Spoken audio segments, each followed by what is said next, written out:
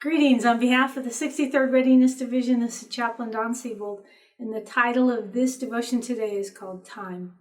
So time is something we deal with, I'm quoting, time is something we deal with every day and something that everyone thinks they understand. However, a compact and robust definition of time has proved to be remarkably tricky and elusive. This comes from What is Time, proudly powered by WordPress and the WordPress theme by Ben Aviel. So time flows like a river, and I stand outside of time, looking forwards and backwards, standing still. What if we could stand outside of time? If the river of time was flowing forward, then it would be difficult to go backwards in time, but easy to look forward in time.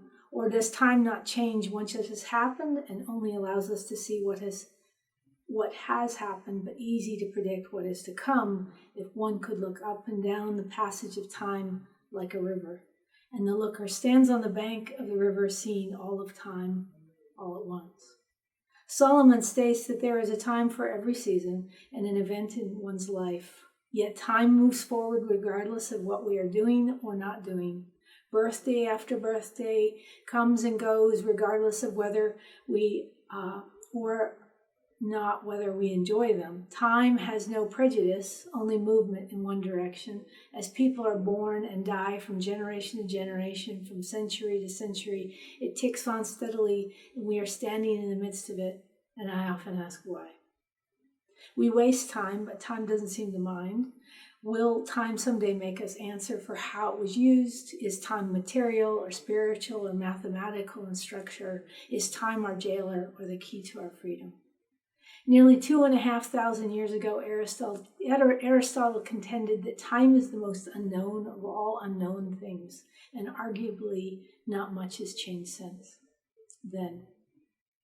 So many questions, but so few answers.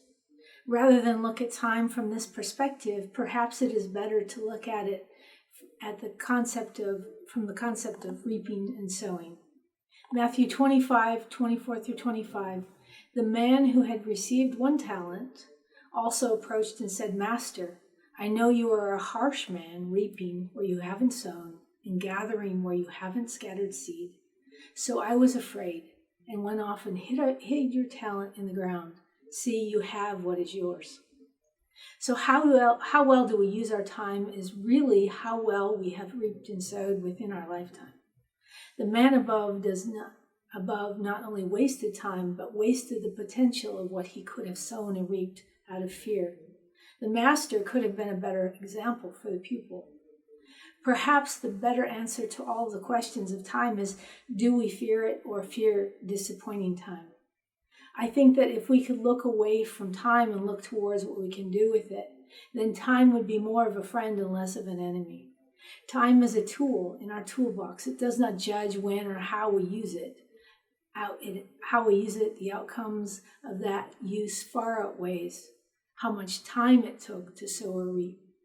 It would be better to do one thing that takes a lifetime sown and reaped well, that will affect generations. That would be a good use of time.